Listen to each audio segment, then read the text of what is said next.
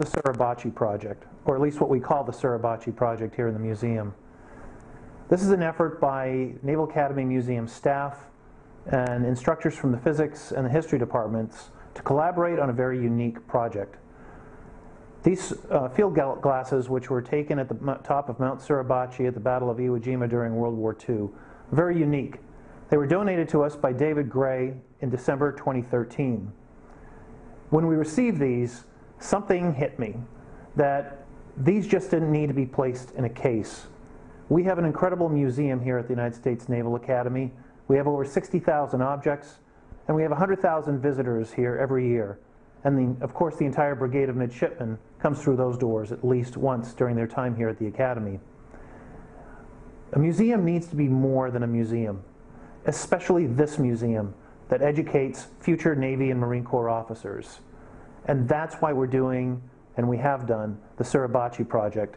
It was a unique opportunity to take an artifact from our Navy and Marine Corps heritage and to apply history and to apply the learning from different departments, from the history department and the physics department. And that's why we did this project. As an instructor of military history here in Annapolis, I always value objects that we can actually use to bring history to life for our midshipmen. So these field glasses did just that for us. These were actual Japanese military pieces of equipment captured on Mount Suribachi during the Battle of Iwo Jima. That right there immediately draws the interest of our midshipmen, and myself for that matter.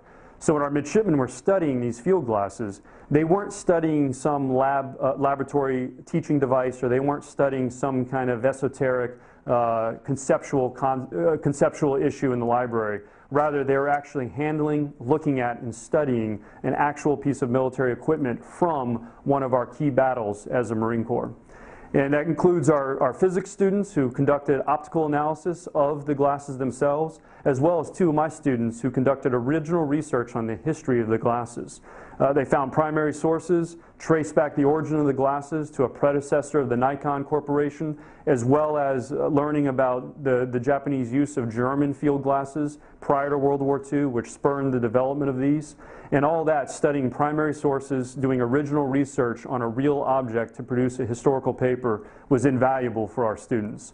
And these glasses, along with so many other objects in our museum that we have here on the yard, allow our midshipmen to do that, which furthers their development and ultimately contributes to our mission as an institution, which is developing the future leaders of our naval service, whether they're going to wear Navy blue or Marine Corps green one day.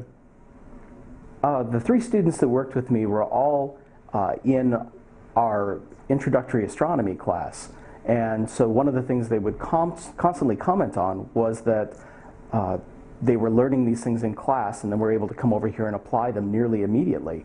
And that's not something you typically do, especially with such a rich historical context. Yes, they were given to me by a very dear friend who was a fighter pilot stationed in the Marianas Island, the Saipan, at the time of the invasion of Iwo Jima. He and 11 of his other fellow pilots made the first land-based landings out of Iwo Jima on the first runway that was liberated by the Marines. And after he had landed, he stepped out of his plane and noticed a Marine standing by the airfield with these glasses. And he said, "Where'd you get those?" And the Marine said, "Up on top." And Suribachi was right over the airfield. And my friend said, "You want to sell them?" And the Marine said, "Sure." So they got a footlocker. I suspect there might have been a temporary hospital nearby, but they got a footlocker and a couple of Marine Corps blankets, wrapped the glasses up, wrote my friend's name in Honolulu down, closed it. My friend got back in his B-47, a fighter plane, flew back to Saipan, and the Marine went and got to duty. And my friend flew combat missions every day for the remainder of the war. None of the nuclear devices had been dropped in it, so nobody really knew it was going to end. And the chances of either participant there surviving were not good, but they both did.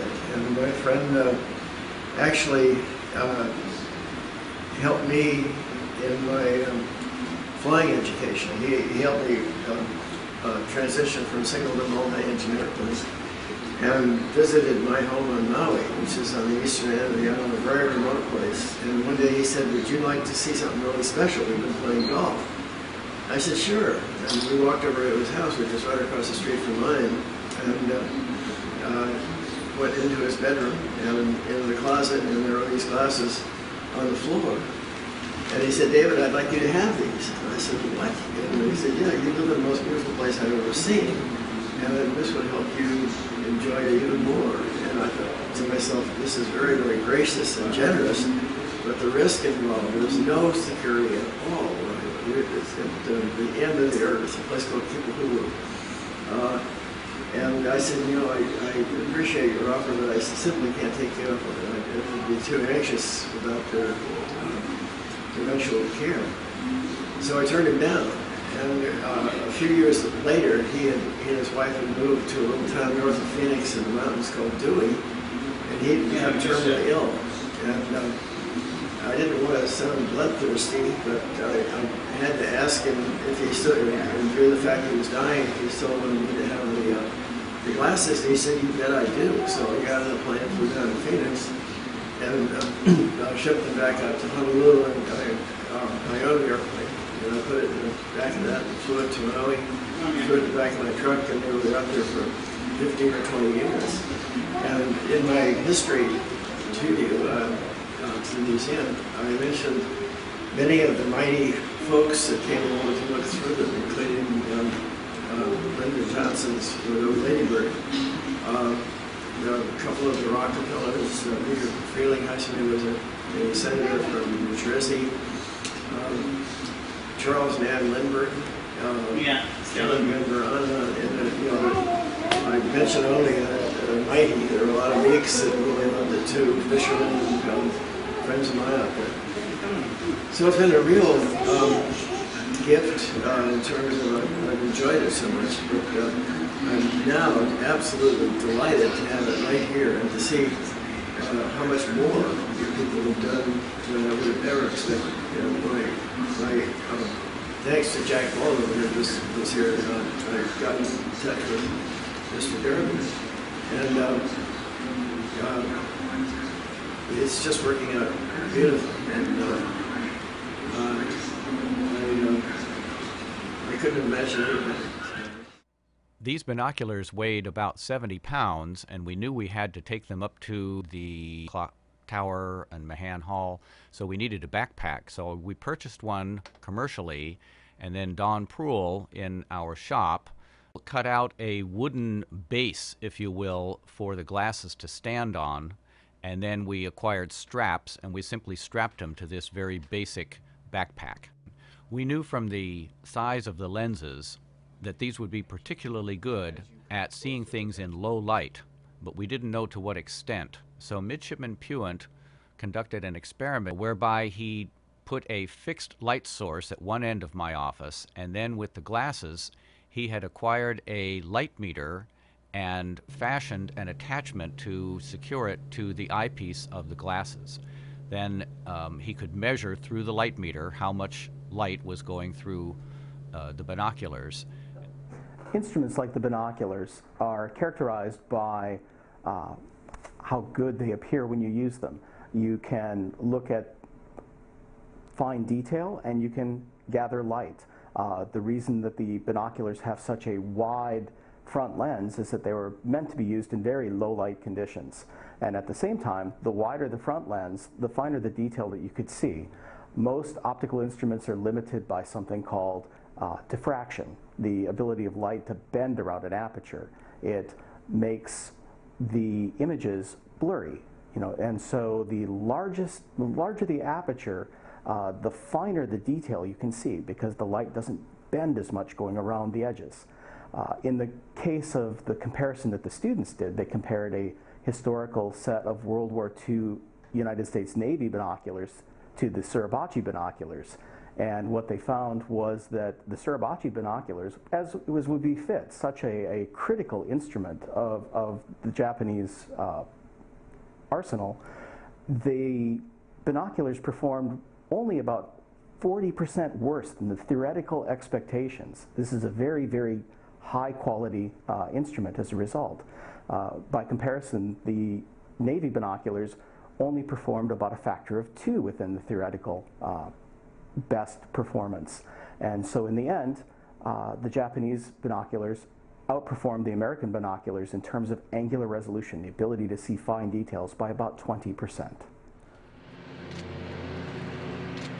You got a chart over there. So what you're actually seeing is there's on the left panel there's a series of squares at different sizes. Right. In the middle there's an actual eye chart, similar to one you'd see at a doctor's office. And on the far right there's a series of lines.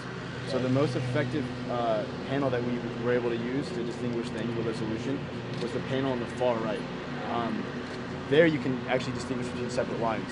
My individual part of the project was measuring the light characteristics of this set of binoculars and comparing them to the light characteristics of a set of binoculars that we would have used at the time. So the light gathering power is really a factor of largely the size of the objective lens, which is the size of the front lens, right? So this makes intuitive sense because the larger this objective lens is, the more light we can take in, right? And so the more light we have to manipulate and sort of illuminate what we're trying to see. Another factor that is going to affect really like what we can see is the exit pupil on the eyepiece side of the lens. So the exit pupil, if you take a sheet of paper, it's really easy to see, and if you shine a bright light into the objective lens, you'll have a certain range at which there's a distinct circle, right? It's hard to really illustrate here because we don't really have a distinct light source. But if I had a see-through sheet of paper, you would see right here the size of ideally about a 7 millimeter circle of light, and so the ideal size of the exit pupil of a good set of night vision, a good set of night goggles is about 7 millimeters, and it's 7 millimeters because that's just about the physical limit of what a human pupil can dilate to. So, just to kind of illustrate that point, if the exit pupil on this was 10 millimeters, you could put your eye up to it, but you would only be able to see 7 millimeters, so you'd be wasting all the other light. The exit pupil is a factor of two things. One is the objective lens, and one is the magnification of the binoculars. So the Japanese were actually pretty acute to this idea, and they would recruit pretty much viewfinders. They would recruit their Japanese soldiers that had the highest dilation of their eyes, which is really just a factor of genetics. There's nothing you can train, nothing you can really do about that. It's just a matter of, eyesight. So they would recruit specific people to look through the binoculars and get the most light possible. The tests that I did specifically on these binoculars weren't particularly successful, but what we would expect is pretty much that, just an increased ability to see during nighttime situations. What I did was use an iPhone application actually as a light meter. I used this setup that we have over here, for example. Pretty much just set this right up next to the binoculars, and as you can see, it gives us a pretty clear picture through the binoculars of what the iPhone is seeing. I used a light meter app to basically measure the intake of the light, and it gave it as a measure of an exposure value. So an exposure value is a value that doesn't really have much meaning, but with a known ISO, which is sort of a parameter of photography, if you know anything really about photography, with a known ISO, you can convert the exposure value to a measure of luminescence. So that's a measure of luminous intensity per unit area. So this is actually, so now we're actually getting to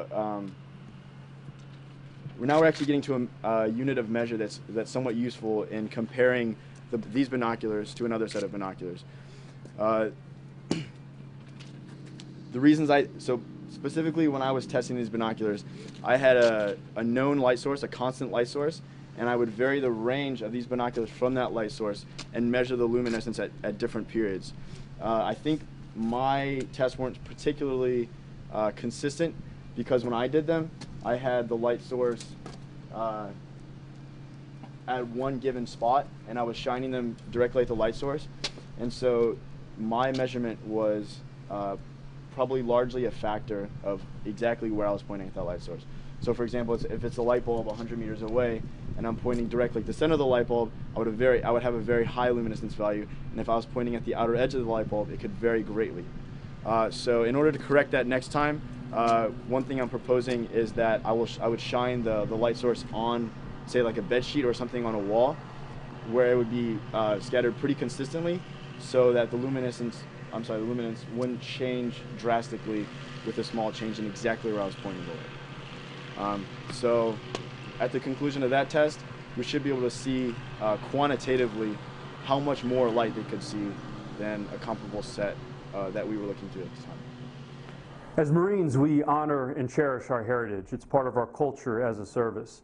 We study our great battles throughout history, like Belleau Wood in World War I, or Tarawa in World War II, Chosin Reservoir in Korea, Khe Sanh in Vietnam. But our ultimate battle, the pinnacle battle of the Marine Corps, is Iwo Jima during World War II. And that's several reasons for that. One is the scale and the ferocity of the battle. Over 6,000 Marines, as well as Navy medical corpsmen with them, were killed during the battle. Tens of thousands more wounded, captured, missing. And that scale is unprecedented in our history as a service. On top of that, Iwo Jima represents really our reason for being as a service. It is the amphibious assault in action. We launched 3 amphibious assault divisions against the Japanese at Iwo Jima, demonstrating our capacity, our power, and again, our doctrinal mission as a service there. And of course, we have the Rosenthal's photograph of the second flag raising on Iwo Jima. 5 Marines, 1 sailor working together in that iconic image that is possibly the most famous photograph in American history, one of the most famous photographs in world history.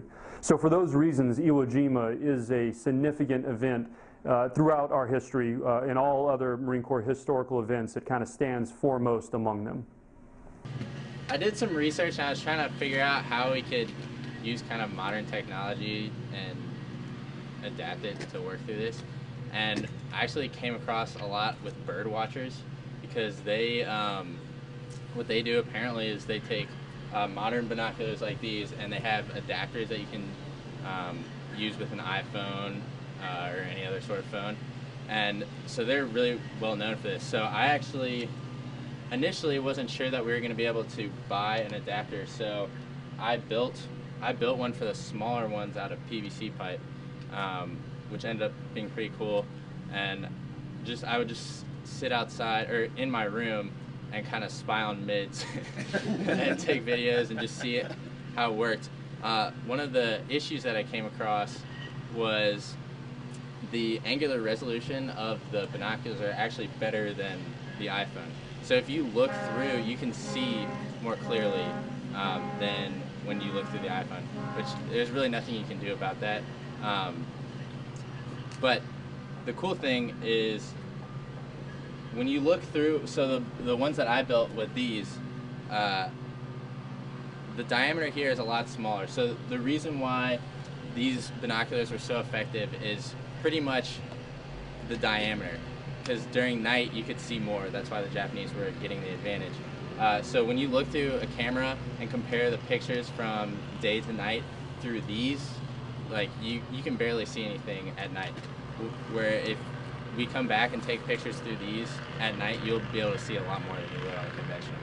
So the real advantage to these binoculars, even though they're huge, the angular resolution, it really isn't that much different. It's the physical amount of light that's coming through. My side of the project, I had to figure out the geometric properties of the binoculars themselves.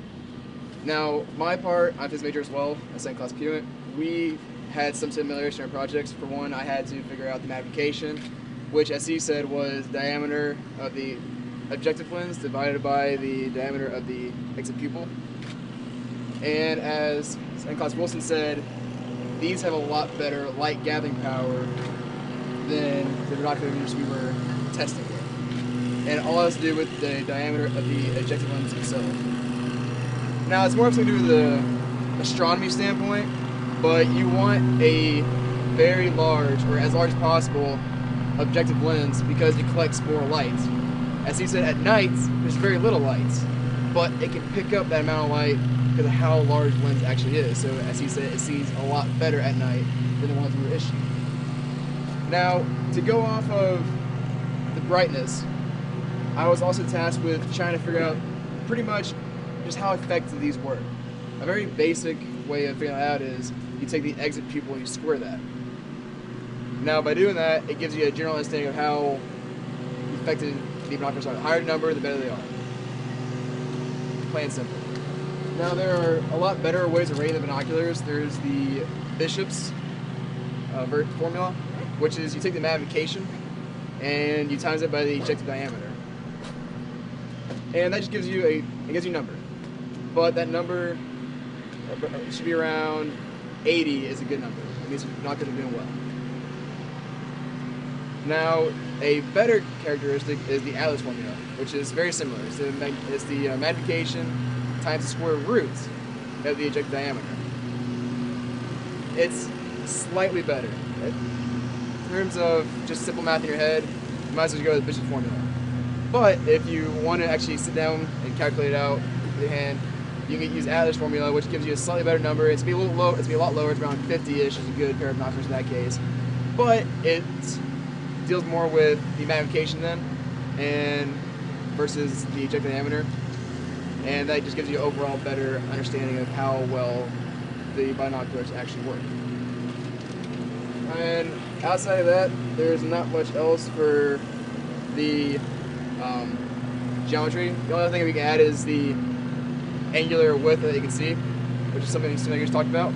Now, there's two ways to do it. You do a star test, which is at night, you find a star up in the sky, you focus the lens on them at the very corner of the lens, and then you just wait any time how long it takes for that star to move across the lens themselves. And it's just a declination of how it is from the equator, the star, and you know how long it took. Using a formula, you can calculate the angular it sees. For the methods were issued, the number I got was about 4.36 when I used that test. Now, it's a very tedious test. You gotta have it perfectly centered on the binoculars themselves. You gotta stay completely stationary. You gotta time it perfectly. So it's a little bit of a hassle, but it gives you a very good number. Another way of doing it is, if I know a height or a width of an object at a known distance, then just using simple geometry, I can calculate the angle that way as well. Just using tangent, theta equals x over y, and I can find theta that way, or the angle thereof. The actual experiment was very straightforward. We looked for locations on the yard that approximated the distances from what would have been Mount Suribachi down to the beach. And we found a similar distance from the Academy clock tower across to the World War II memorial across the Severn. And so the experiment was, I took a sign that we created as a group. We called it the eye chart, and literally in one of the earliest incarnations it was an eye chart that we had put on a poster. And I would carry it across the river. The students would take the binoculars to the clock tower, and we'd call each other on the cell phone, and I would point out different features on the sign, and they would tell me when they were looking through the binoculars whether they could resolve the feature or not. And so what we were looking for was the angular resolution is literally the size of the smallest feature you can see divided by the distance the sign was away from the binoculars. And using those numbers, we found that the Japanese binoculars were approximately within 40% of the theoretical expectation for how good they even could be. Resolution in general, right, is sort of the smallest thing that you can distinguish, right? So if you have really fine resolution, you can see really small objects, and if you have really terrible resolution, you probably can't see much of anything, right? You got like 2 pixels in a picture. It's not very useful. So what I just calculated was the angular resolution. And there's actually a theoretical limit to the angular resolution because of the wavelength of light coming in and sort of the diffraction that it's going to experience literally on the journey from our object to the set of binoculars here. So that's called the diffraction limited angular resolution. It turns out that with these specific binoculars, given a safe estimation, the diffraction limited angular resolution is actually a lot smaller than what we can actually resolve. So what we actually resolved was something close to about 5.2 times 10 to the negative 4 degrees, right? So that's a very, very fine, very small angle. But when you think about it, extrapolated over a very far distance, the farther you go, the larger the object is going to be that you can refine, right? So for example, if I say that my angular resolution is the angle of my hand, if I point it right at the ground, I can probably resolve about, I don't know, maybe about a foot. If I point it at Professor Larson across the river, I can't resolve much of anything. So this is really an important measurement because it tells us like how effective these binoculars are going to be at specific. We can calculate that at specific ranges. I went with these binoculars next to the airfield and said, "Hey, would you mind? You know, where'd you get those?" Yeah. And so the Marine said, "I got them on top of Mount Suribachi." And said, "Can you sell them?" And the Marine, obviously knowing nothing what to do with these 70-pound binoculars, said, "Sure, I'll sell them to you." So he sold them to the Air Force pilot, who then had them sent home. He was neighbors with the man who eventually donated these binoculars to us. What he paid for them, I have no idea. I don't know what the. I don't remember, but I remember. I don't know what the supply and demand is for these set of binoculars. It wasn't much because he didn't. Oh no, I'm gonna guess $20. I think the Marine was just trying to get rid of them because. Well, they're heavy. You know, I mean, what are you gonna do? I mean, this was also very early in the battle. Now this is So- new down here, right? The tripod mount, I don't believe was part of the donation. we just had that constructed at the museum. So Yeah, no, that's great. Opening of like trade into Japan and how it progressed through time to be the final product that we saw on in the museum here today, and the how advanced that technology actually was in comparison to actually many U.S. variants at the time.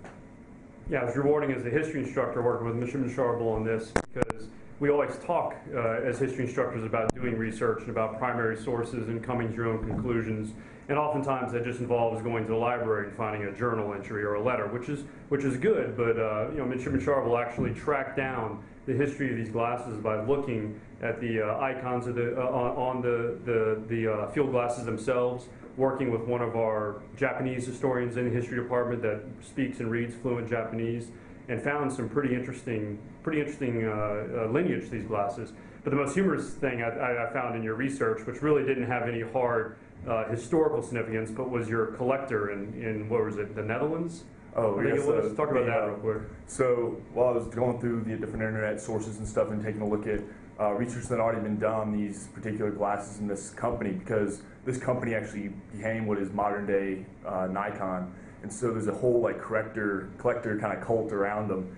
And I found an individual in the Netherlands who actually had traced not just what I believe to be these particular glasses, but also several others that were in production at the time and even earlier. So that was pretty cool to see these private collectors and the power that they could have in helping, you know, a museum project for the United States Naval Academy. And actually, one of the interesting things about it was the research that y'all did with the physics side of the house helped to identify those particular glasses with the collectors. Because, like I said, we talked to Professor Pennington, and he helped us to kind of make sense of the symbols on them and the different, you know, the markings. But the actual data that y'all gave us actually helped to kind of pinpoint which ones you're specifically talking about and what made, or kind of where they stacked up in the production line for Nico at that time. Exactly, the size and shape of the lenses, everything else allowed the history side to track that down and end up with a pretty coherent story about everything from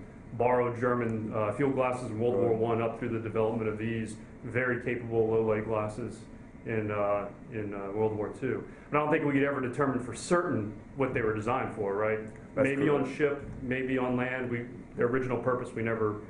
There were variations that were kind of determined for both, so it's kind of hard to say which ones these particular, you know, were actually originally put to. But they were in really impressive like condition, considering, you know, the environment they were in, the backstory with how they were recovered from the mountain and all that. So.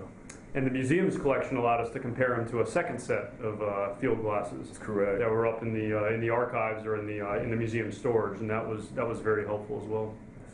I think that's so cool to get the historical perspective, because like I was saying, from the technical side of the house, we're pulling together all these different pieces of information to draw a complete picture, but at the end of the day, what we're looking at is a set of binoculars of huge historical significance.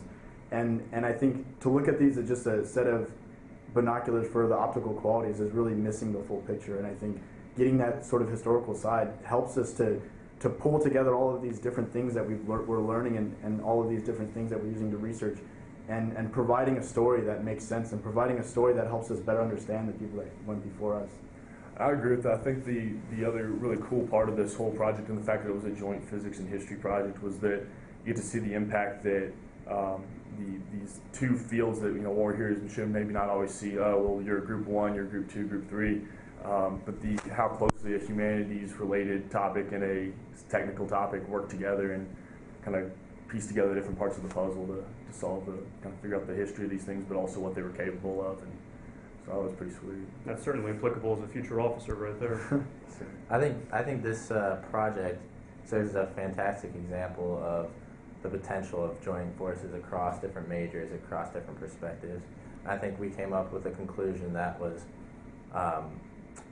much better than it would have been if we went at it from any specific angle. When visitors come to the Naval Academy Museum, and that includes midshipmen, they see objects behind glass.